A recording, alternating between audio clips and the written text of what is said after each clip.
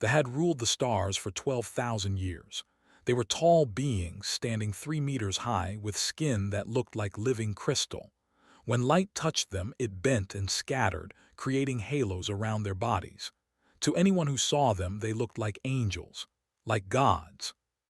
And that is exactly what they believed they were. 17 different species lived under rule. All of them had surrendered without much fighting. They would arrive at a new world, speak directly into the minds of every living creature, and declare themselves divine. Most species fell to their knees immediately. Those who did not were destroyed. Over 12,000 years, they had never failed to conquer a world they wanted. High Sovereign was the oldest and most powerful of the. He had lived for 900 years and had personally overseen the conquest of 6 species. When his scouts reported a new civilization in a small star system near the edge of the Orion Spur, he was mildly curious. The broadcasts they had captured showed a divided species, many nations, many languages, many conflicts among themselves. They fight each other constantly, his advisor reported. They are weak and fractured. They call themselves humans. Smiled, divided species were the easiest to conquer. They would be kneeling within a day. The Armada entered the Sol system on a Tuesday morning, Earth time. 17 massive warships emerged from Fold space near Saturn, their hulls gleaming with divine light. Each ship was the size of a small city, covered in weapons that could turn a planet to glass. Captain Park was conducting a routine patrol near Saturn's rings when her sensors screamed warnings. She was 34 years old, born in a small coastal city in Korea, and she had served in the United Earth Navy for 12 years. She had seen combat before. She had lost friends before, but she had never seen anything like the ships that now filled her. "Unknown vessels, this is Captain Park of the UENS Defiance," she transmitted, keeping her voice calm and professional. "You have entered United Earth sovereign space. Identify yourself and state your intentions." For a long moment there was only silence. Looked at her bridge crew. They were young, most of them. Lieutenant at Tactical was only 25. Ensign Han at Navigation had graduated from the academy 6 months ago. They were looking at her with wide eyes, waiting for her to tell them what to do. Then the pain began. It was not a sound. It was not a message on the communication screen. It was a voice, somehow speaking directly inside their minds, bypassing their ears entirely. The voice was beautiful and terrible, like thunder wrapped in silk. We are eternal. We are divine. You will kneel or you will cease to exist." All around, her crew collapsed. They grabbed their heads and screamed. Blood dripped from noses and ears. Some of them wept. Ensign Han fell out of his chair and curled into a ball on the floor, crying for his mother. Felt the pressure too. It was like a giant hand squeezing her skull. Her vision blurred. Her knees buckled. Every instinct in her body told her to fall, to surrender, to accept the divine truth that was being forced into her brain. But Park had not become a captain by giving in to pain. She grabbed the armrest of her command chair and pulled herself upright. Her hands shook. Blood ran from her nose and dripped onto her uniform. The voice in her head grew louder, demanding her submission, promising peace if she would only kneel. She did not kneel. "All hands," she said, and her voice cracked, but she kept speaking. "Battle stations." Lieutenant looked up from where she had fallen. Tears streamed down her face, but something in the captain's voice reached her. She crawled back to her console and began activating weapons systems. "Shields up," ordered. "Charge all weapons. Send a Priority 1 message to Earth Command. Tell them we have hostile contact." "Captain," Ensign Han managed to say from the floor, They are gods." "They are not gods," said firmly. "They are aliens, big ones with impressive technology and a trick for getting inside our heads, but they are not gods. Gods do not need 17 warships to intimidate one patrol vessel."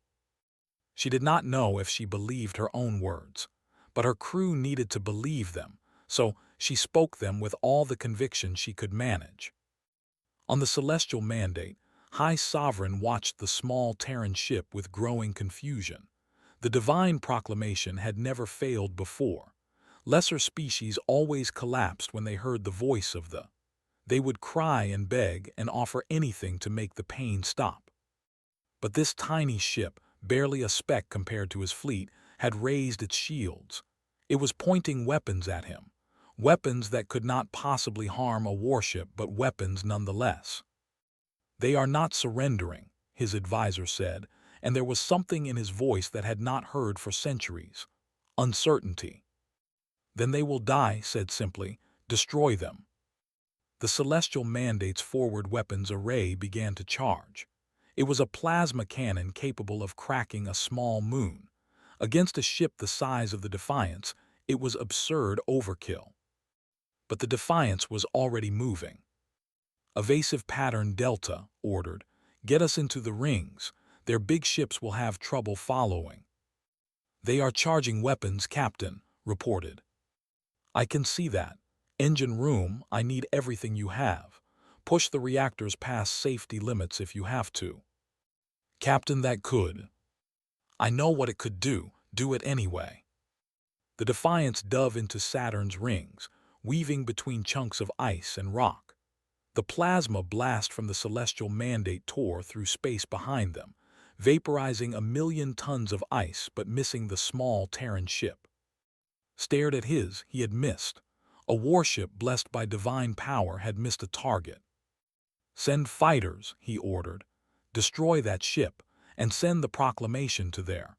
If one small crew can resist, we must break their species before they organize."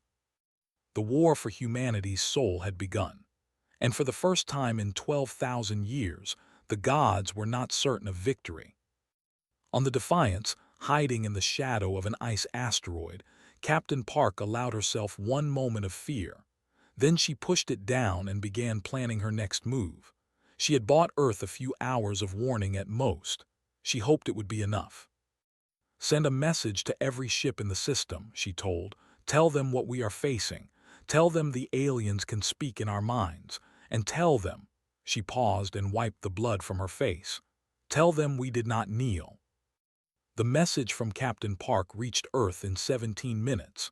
It traveled at the speed of light, bouncing through relay stations scattered across the solar system. By the time it arrived, they had already begun broadcasting their divine proclamation to the entire planet. 8 billion humans heard the voice of the at the same moment. In Tokyo, a businessman dropped his coffee and fell to his knees on the subway platform. In Cairo, a mother clutched her children and wept. In New York, traffic stopped as drivers abandoned their cars, overwhelmed by the pressure in their minds. All around the world, people collapsed, cried, and begged for the pain to stop. But not everyone. In Seoul, at the headquarters of the Terran Defense Initiative, Admiral felt the voice try to push its way into his mind. He was 61 years old. He had survived the colony wars. He had held his dying soldiers in his arms and kept fighting. He had learned long ago that pain was just information. It told you something was wrong. It did not control you unless you let it. He gripped the edge of his command console and stayed standing. "Report," he said, and his voice was rough but steady.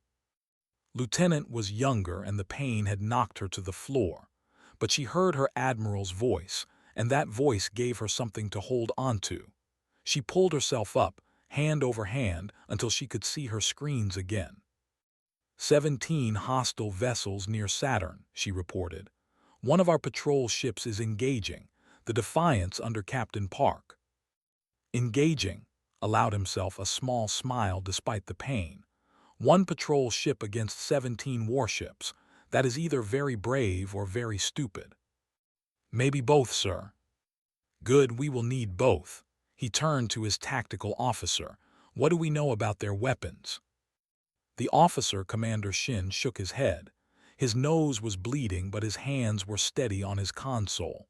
"Plasma-based primary weapons, extremely powerful, but sir, they're targeting systems. They appear to use predictive algorithms. They calculate where we will be and fire at that location." Thought about this. For 2 centuries, humanity had fought wars against each other. They had developed weapons and defenses and tactics, always trying to outthink their enemies. They had learned that war was not about superior firepower alone. It was about deception, surprise, doing the thing your enemy did not expect. If they predict where we will be, he said slowly, then we must learn to be unpredictable. He pressed a button on his console. Get me Captain Park on a secure channel and contact the Prometheus Initiative. Tell Dr. Lee we need her prototype weapons. Now. 3,000 kilometers away, beneath the frozen slopes of Mount, Dr. Lee heard the divine proclamation and felt nothing at all. This was not because she was stronger than other humans. It was because, 3 years ago, she had installed an experimental neural implant to help her process complex quantum equations. The implant had an unexpected side effect. It blocked telepathic intrusion. She did not know this. She only knew that while her assistants collapsed around her, she remained standing, staring at her screens in confusion. "What is happening?" she asked, but no one could answer. They were all crying on the floor. Was 47 years old. She had spent her entire adult life being told that her theories were impossible. When she proposed using quantum entanglement to disrupt energy fields, her colleagues laughed at her. When she built a working prototype, the military had almost shut her down, calling her research unstable and dangerous. She looked at the quantum disruption array behind her. It was not a weapon, exactly. It did not destroy things. Instead, it created a field that broke apart certain types of energy patterns. She had originally designed it to disable enemy shields. But if these aliens used energy-based telepathy? "Computer," she said, "begin full power sequence for the QDA." The machine hummed to life, filling the laboratory with a low vibration that she felt in her bones. Admiral's call came through a moment later. She answered it while running calculations on her console. "Dr. Lee, I am told you have weapons that might help us." "I have something that might work," she said carefully. "I designed it to disrupt shield technology, but if these creatures use psionic energy for their telepathy, I may be able to block it, perhaps even permanently." "How long do you need?" Looked at her calculations. The power requirements were enormous. The field calibration alone would take hours, and she had never tested it against alien technology. "Give me 6 hours," she said. "You have 2. The aliens are giving us 6 hours to surrender. We need to be ready before then." Closed her eyes. 2 hours. Impossible. But then again, everyone had always told her that her work was impossible. "I will be ready," she said. In orbit around Saturn, Captain Park was fighting for her life. They had sent fighters after the Defiance, small, fast ships crewed by lesser species who served the gods. They swarmed through Saturn's rings, hunting for the Terran vessel. Had turned off all non-essential systems to reduce their energy signature. Her ship drifted in the shadow of a massive ice asteroid, silent and dark, while enemy fighters passed within kilometers of their position. "They are using predictive search patterns," Lieutenant whispered. "They are calculating our most likely hiding spots." "Then we will hide in the least likely spots," replied. "Ensign Han, calculate a course that makes no tactical sense. I want us to move in a pattern that no reasonable officer would ever choose." The young ensign looked confused, but he did as he was told. The course he calculated was absurd. It would expose them to danger multiple times. It would waste fuel. It would put them in positions where they could not effectively fight back. It was perfect. "Execute," ordered. The Defiance began to move in a crazy, spiraling pattern through the rings. The fighters, programmed to predict logical behavior, could not understand what they were seeing. Every time they calculated where the Terran ship should be, it was somewhere else. Use the confusion to destroy 2 fighters with sudden, unexpected attacks. Her weapons were weak compared to technology, but a shot to the engine core could kill any ship, no matter how advanced. Captain said, wonder in her voice, "It is working. They cannot predict us." "Humans have spent centuries killing each other," said grimly. "We have learned many creative ways to fight. These aliens think they are dealing with just another species. They are not. They are dealing with humanity." Back on Earth, the 6-hour deadline was approaching. Billions of people had recovered from the initial shock of the divine proclamation, but fear was spreading. Many governments wanted to surrender. The alien fleet was too powerful, they said. Resistance was suicide. Admiral addressed the United Nations Emergency Council. "I understand your fear," he said, "but I have just received word from Captain Park. She has been fighting for hours. One small ship against their entire fleet. She has destroyed enemy fighters. She has evaded their weapons. She has proven that they can be hurt." He paused and looked at the faces around him. Politicians, leaders, people who had never fired a weapon or watched a friend die in battle. "They call themselves gods," he continued. "But gods do not bleed. Gods do not lose fighters. Gods do not miss their targets. Whatever they are not divine. They are just another enemy, and humanity has never run from a fight." The council voted. It was close, but in the end they chose to resist. As the deadline passed, the expected surrender. Instead, they received a message from Earth. "This is Admiral of the Terran Defense Initiative. You have entered our space without permission. You have attacked our ships. You have tried to break our minds. We do not accept your terms. We do not recognize your divinity. Leave our system now or face the consequences." On the celestial mandate, High Sovereign read the message with disbelief. "They are refusing," he said. "They are actually refusing." Yes, High Sovereign had lived for 900 years. He had conquered 6 species. He had never been refused. "Then we will teach them the cost of defiance," he said. "Begin the bombardment. Destroy their cities.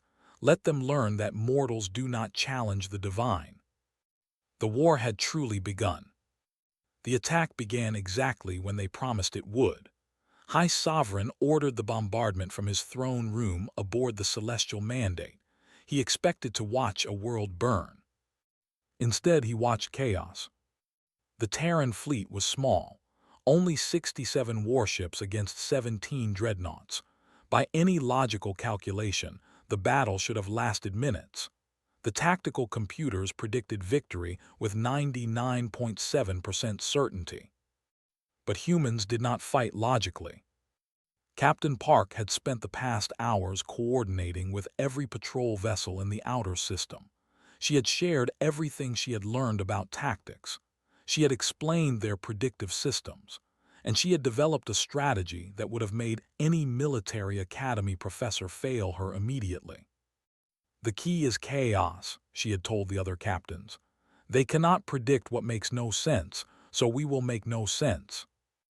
The Battle of Saturn's Gate, as historians would later call it, began with the Terran fleet doing something no fleet had ever done before. They scattered in completely random directions, firing weapons at targets that seemed to have no strategic value. The battle computers went insane. "What are they doing?" demanded, watching the display. "Their movements follow no pattern. Their attacks have no coordination. It is like watching children play." "We are attempting to calculate their strategy," High Sovereign, his tactical advisor, reported. "But they do not appear to have a strategy." "Everyone has a strategy." "Not these creatures. They are simply fighting, without logic, without prediction. Each ship is acting independently, making decisions in the moment." This was not entirely true. Had given her fleet one simple order: trust your instincts. Every human captain had years of training and experience. They knew how to fight. They had just never been allowed to fight without following doctrine. Now there was no doctrine. There was only survival. Commander Sierra of the destroyer Unbreakable saw a gap in the formation. It was not a real gap. It was a trap. designed to lure Terran ships into a crossfire. Any tactical computer would have recognized it. Sira did not care. She flew straight into the trap, then, at the last moment, killed her engines and used maneuvering thrusters to spin her ship around. The ships, expecting her to continue forward, fired at empty space. Sira's weapons, now facing backward, struck the nearest dreadnought in its engine section. The explosion was visible from Earth. "Confirmed hit on enemy vessel," Lieutenant reported to. "The Herald of Eternity is losing power. Their shields are failing." "Press the attack," ordered. "All ships converge on that target. If it bleeds, we can kill it." 7 Terran ships swarmed the wounded dreadnought. They were like wolves bringing down a giant. Each ship was tiny compared to the Herald of Eternity, but they attacked from every direction, hitting different systems, never giving the crew time to recover. The Herald of Eternity, a ship that had conquered 3 star systems and destroyed entire fleets, was killed by vessels that its crew considered barely more than insects. On the Celestial Mandate, watched in shock as the massive dreadnought broke apart. "Impossible," he whispered. "We are divine. We cannot be destroyed by mortals." "High Sovereign," his advisor said carefully, "perhaps we should reconsider our tactics. The Terrans fight in ways we have never encountered. Our predictive systems are useless against them." "Then we will fight without prediction. We will use overwhelming force. Move all ships into attack formation. Destroy their fleet, then destroy their world. I want nothing left alive." The fleet reformed and began its advance toward Earth. 16 dreadnoughts against 59 remaining Terran ships. The Terrans were winning the tactical battle, but they could not win the war of attrition. Each ship was simply too powerful. But Admiral had not been idle. "The fleet is advancing toward Earth," Lieutenant reported from the command center in Seoul. "They will be in bombardment range in 4 hours. "What is the status of the Prometheus weapon?" asked. "Dr. Lee reports the quantum disruption array is ready for field testing." "Good, send it to the front lines." The QDA had been mounted on the cruiser Awakening, a fast ship with an experienced crew. Captain O was a veteran of the colony wars, a man who had learned that sometimes you had to take risks that seemed suicidal. "We only have one shot with this weapon," he told his crew. "If it works, we might turn the tide of this battle. If it does not work, we will probably die. Is everyone ready?" His crew, to their credit, did not hesitate. They had watched the Battle of Saturn's Gate. They had seen that they could bleed. They believed they could win. The Awakening accelerated toward the fleet at maximum speed.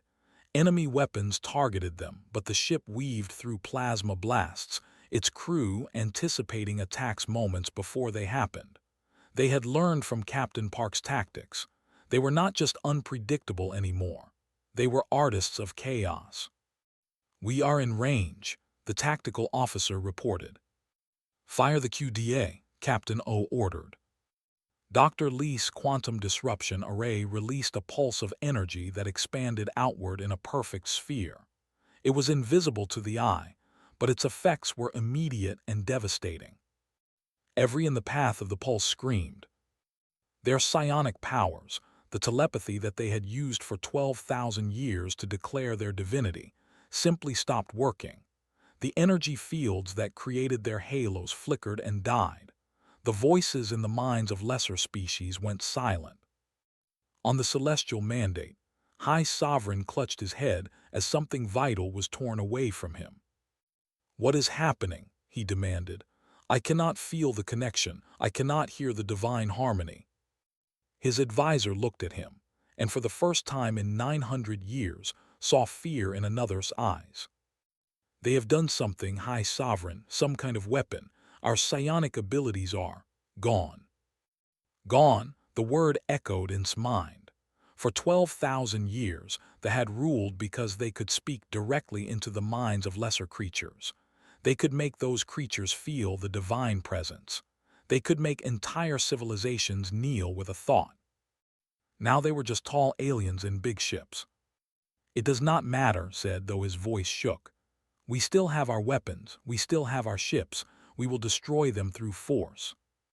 But the Terran fleet had seen what happened. They had watched the halos flicker and die. They had heard the silence in their minds where the alien voices had been. Captain Park opened a channel to all ships. "The enemy is wounded," she said. "Their power over our minds is broken.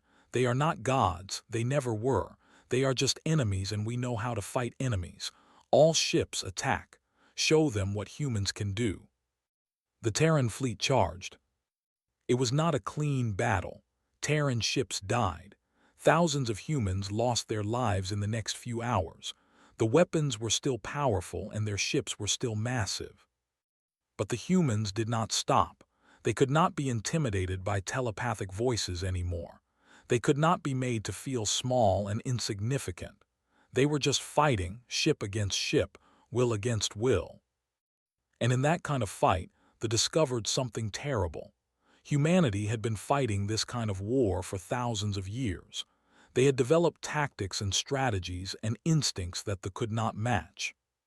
When the Battle of Earth orbit ended, 12 dreadnoughts had been destroyed. 4 more were crippled and retreating. Only the Celestial Mandate remained in fighting condition. High Sovereign looked at the wreckage around him. His fleet, the divine armada that had conquered 100 worlds, was gone. "How," he whispered, "how did mortals defeat us?" He would spend the next 11 months learning the answer to that question, and he would not like what he discovered. T was not the quick victory that humanity had hoped for after the Battle of Earth orbit. They were wounded, but they were not dead. High Sovereign retreated to space and called upon the full might of his empire. Thousands of ships answered his call. Millions of soldiers from the 17 subjugated species were forced into service. And then they returned. They came with a fury that humanity had never seen. Cities burned. Colonies fell. The outer settlements were destroyed one by one. Mars Station, home to 2 million people, was reduced to ash in a single day. The moon base held out for 3 weeks before it, too, was overwhelmed. But humanity did not break. In every city on every world, humans fought back. They used weapons when they had them. They used improvised explosives when they did not. They hid in tunnels and fought guerrilla wars. They sabotaged equipment. They died by the millions, and still they kept fighting. Sergeant Minu was not a remarkable soldier. He had graduated in the middle of his class at the military academy. His fitness scores were average. His commanding officers had described him as reliable but unexceptional. But war does not care about test scores. Minu was stationed in Nu when the shock troops made planetfall. His unit was supposed to evacuate civilians to the underground shelters, but they attacked too quickly. His lieutenant was killed in the first hour. His squad was cut off from the main force. He had 43 civilians under his protection. Most of them were children and elderly people who could not move quickly. The nearest safe zone was 3 kilometers away. Between him and safety were 50 soldiers.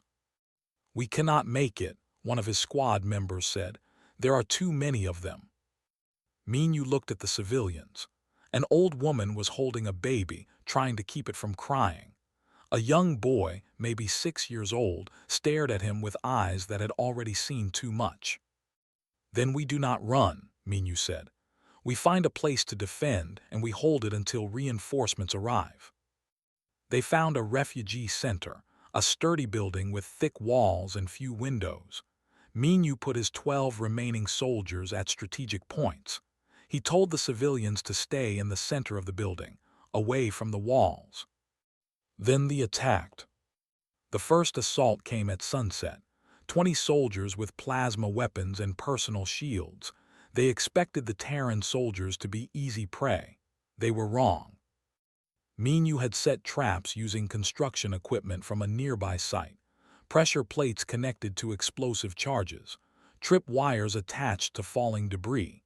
A pit covered with thin plastic, filled with sharpened metal rods. 7 died before they even reached the building. How is this possible? The commander demanded over his communication device. They are just mortals. They should not be able to resist. The answer came in the form of a bullet through his helmet. One of Minu's soldiers had climbed to the roof and found a position no one expected. The siege lasted 3 days. Each day, they sent more soldiers. Each day, Minu found new ways to kill them. He used the building's fire suppression system to blind them with foam. He rerouted the electrical system to create barriers of sparking wire. When he ran out of bullets, he used weapons taken from the dead. "You are mortal," a captured soldier said to him on the second day. "You know you will die. Why do you keep fighting?" Minu thought about the question. He was exhausted. He had not slept in 40 hours. He had wounds on his arms and legs that he had not had time to treat. He knew, with absolute certainty, that he would probably not survive another day. "That is the thing about mortals," he said. "We have always known we are going to die, so we learn to make it count." On the third day, Terran reinforcements broke through the lines. They found Sergeant Minu standing at the entrance of the refugee center, a plasma rifle in his hands, surrounded by the bodies of enemies he had killed. Behind him, 43 civilians were alive and unharmed. The story of Nu spread across Earth and beyond. It was not the only story of its kind. In every city on every world, ordinary humans were becoming heroes, teachers who protected their students, parents who sacrificed themselves for their children, workers who sabotaged supply lines. They had never faced anything like this. The species they had conquered before had always given up eventually. Once their leaders surrendered, the people followed. But humans had no central leader. They had no single government that could surrender for all of them. Even when their cities fell, they kept fighting from the ruins. Dr. Lee worked without rest to improve her quantum disruption technology. The original QDA had been a one-time weapon, draining all its power in a single pulse. She developed smaller, more efficient versions that could be mounted on individual ships and even ground vehicles.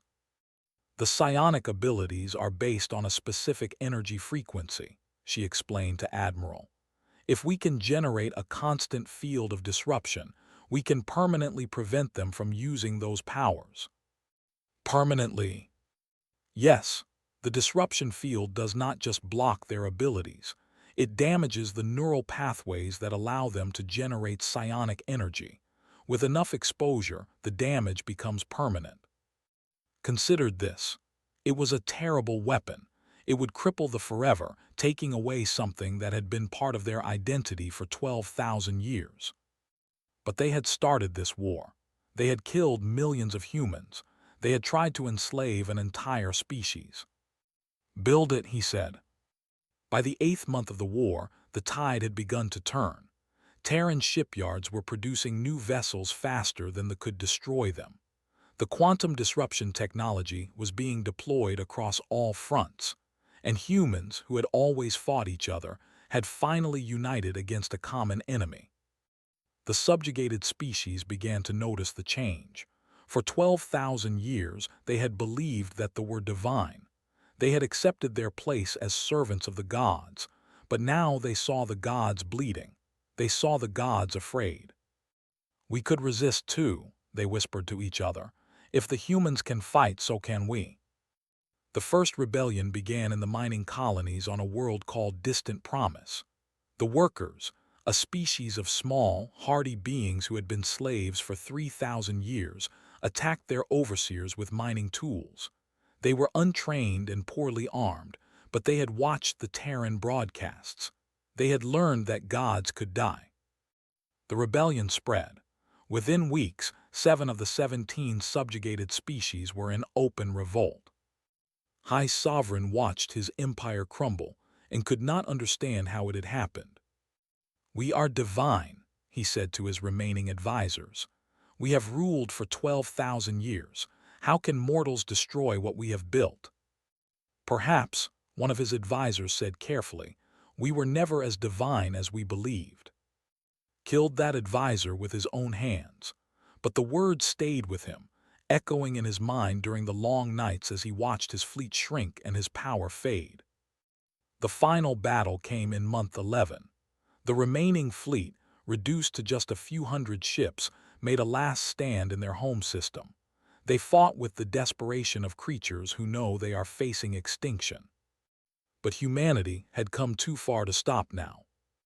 Captain Park, now holding the rank of Commodore, led the assault on the Celestial Mandate itself. Her ship, the Defiance, had been rebuilt 3 times during the war. It bore the scars of 100 battles, but it still flew and its crew still fought. "Target their bridge," ordered, "end this." The final shot was fired by Lieutenant, who had grown from a frightened young officer into a hardened warrior. The plasma blast struck the Celestial Mandate's command section, killing most of the senior officers. High Sovereign survived, but his ship was crippled. His fleet was destroyed. His empire was in ruins. He sent a message of surrender to the Terran fleet. It was the first time in 12,000 years that I had surrendered to anyone. The war was over. Humanity had won. High Sovereign surrendered aboard the Celestial Mandate on a cold morning in March. The ship that had once been the symbol of divine power was now a broken wreck, barely able to maintain life support. Its halls, which had once glowed with the light of psionic energy, were dark and cold. Admiral came aboard with a small escort. He was 62 years old now. The war had aged him. His hair had turned completely white, and his face was lined with the weight of decisions that had sent millions to their deaths. But he walked with the straight back of a soldier who had done what needed to be done. Commodore Park stood at his right hand. She had changed too. The young captain who had refused to kneel was now a hardened warrior, respected throughout the fleet. Behind them stood representatives from every nation on Earth, united for this moment. Waited in what had been his throne room. He stood alone. His advisors were dead. His guards had abandoned him. The crystal of his skin no longer glowed. Without his psionic powers, he was just a very tall alien with pale, fragile skin. "You have won," said. His voice, once like thunder, was now thin and tired. "I do not understand how, but you have won." "It was not that complicated," replied. "You attacked us, we fought back." Other species did not fight back. They accepted our divinity, they knelt. "We are not other species." Looked at the humans standing before him. They were small creatures, short lives, fragile bodies. By every measure that they had used to judge species, they should have been easy to conquer. "What made you different?" he asked, and for the first time there was genuine curiosity in his voice. He was old and he was defeated, but he still wanted to understand. Stepped forward. She had thought about this question many times during the long months of war. "You told us you were gods," she said. "You spoke in our minds and tried to make us feel small, but we have never been good at feeling small. Our history is full of people who were told they could not do something and did it anyway. We have climbed mountains because they were there. We have crossed oceans on wooden boats. We have gone to space in machines held together by hope and determination." She paused and looked directly into his eyes. "You expected us to be afraid of death, but we are always afraid of death. We know we are mortal, we have always known, and we have learned to do great things anyway. That is what you did not understand. You thought your power made you strong, but real strength is not about power. It is about what you do when you have no power at all." Was silent for a long moment, then slowly he nodded. "I have lived for 900 years, he said. "I have ruled an empire. I have been as a god, and I never understood what you just told me. Perhaps that is why we lost." The terms of surrender were not cruel. Humanity had spent too much of its history being cruel. They knew where that led. They would return to their home systems. They would give up their claim to the conquered territories. The 17 subjugated species would be freed. A new council would be formed, and every species would have an equal voice, including the. "We do not want to destroy you," told. "We want you to learn. You spent 12,000 years ruling through fear. Now you will learn to live as equals. And if we refuse, then we will fight again, and we will win again, but I hope it does not come to that. We have all lost enough." The fleet, what remained of it, departed the Sol system a week later. Their ships were damaged and their crews were broken, but they were alive. They would return home and face the judgment of their own people. Some would be executed for their failure. Others would spend the rest of their lives trying to understand how they had lost.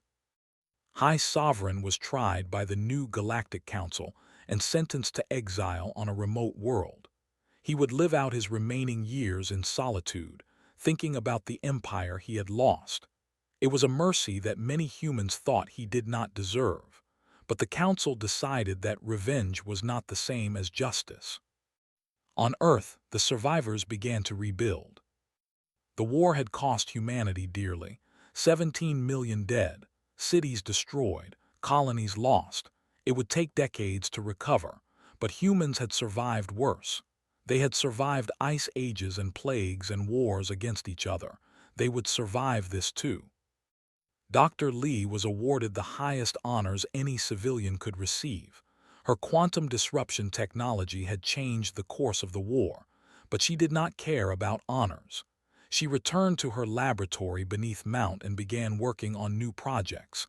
There were other species out there, other threats. Humanity needed to be ready. Sergeant Menu became a symbol of the war. His defense of the new refugee center was taught in military academies across Earth and beyond.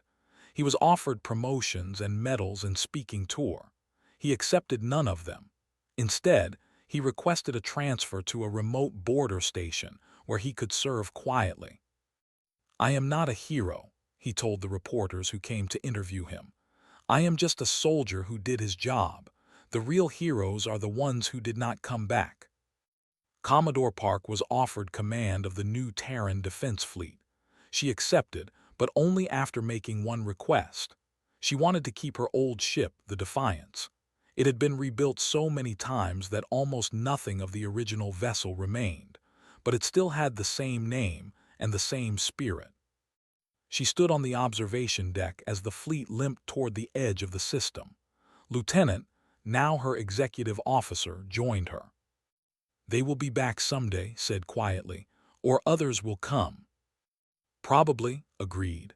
She thought about all the species out there in the galaxy, looking at the stars and wondering what was watching them back. Humanity had made enemies. They had also made friends. The former subjugated species were grateful for their freedom. Some of them had already asked to join the Galactic Council. "And we will fight them too?" asked. Watched the stars.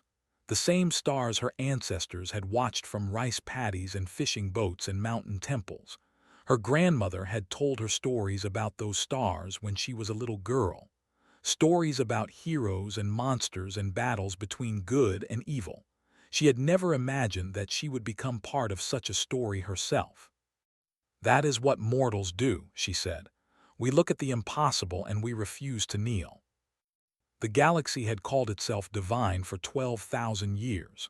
It had built empires on the belief that some species were meant to rule and others were meant to serve. It had created a system where power was and weakness was punished. Humanity had broken that system, not because they were the strongest species or the most advanced, but because they refused to believe that anyone had the right to tell them what they could not do. In the years that followed, the Galactic Council grew. New species joined, attracted by the promise of equality. Old species like the slowly learned to live without their halos. The universe was still dangerous, still full of conflict and competition, but something had changed. The 17 species that had once been slaves told their children a new story. Not a story about divine rulers and helpless subjects. A story about a small, fragile species from a small, fragile planet who had looked at creatures calling themselves gods and had said, simply, "No." And everything had changed. On the Defiance, sailing through the space between stars, allowed herself a rare smile. The war was over. The future was uncertain. There would be new challenges, new enemies, new battles. But humanity had proven something important, something that could not be taken away. They had proven that mortals could win. And somewhere in the darkness, other species were starting to believe it too.